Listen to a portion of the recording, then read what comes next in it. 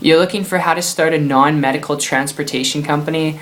I love it. I can definitely help you out with this. My name is Brando Linick, and when it comes to this, alright, having gotten around a lot of people who've done it, having started a couple different types of businesses very similar to it over the last 3.5 years, I can definitely tell you what to avoid, what to look out for, but just a brief nutshell, 30,000 foot overview when it comes to starting a non-medical transportation company. Dealing with supplies, dealing with equipment, dealing with employees is going to be your biggest task, alright, and managing that on a daily, weekly, monthly basis. And honestly, it can be a little bit of a headache, but the process of actually starting one, getting your business license, registering the business, making sure that it's legal, that you can operate, and then getting a truck or a van where you can, also, I guess you could say, chauffeur people around in a sense. It's really that simple. Once you have those things going for you, you can start posting on Craigslist to get your business moving. But before you consider heading down this path, even though it's not too technically inclined of a business to start, dealing with supplies, equipment, employees, and managing that on a daily, consistent,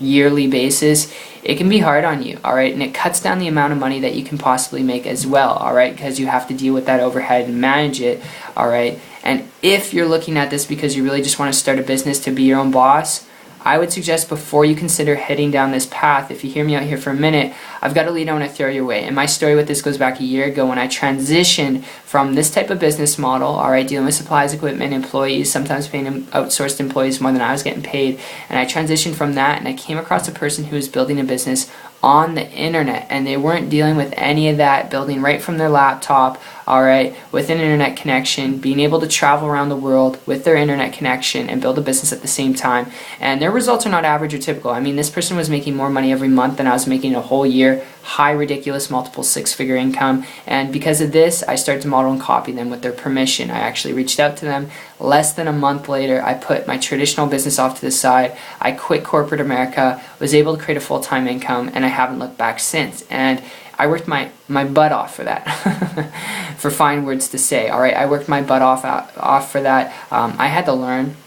Alright, like you'd have to do in any business, you gotta work your butt off, you gotta learn, but the cool part was I didn't have to deal with equipment, supplies, employees, or drive around, alright, all day long, driving people around, which I'm telling you can be a daunting task. It's almost like a taxi company, in a sense.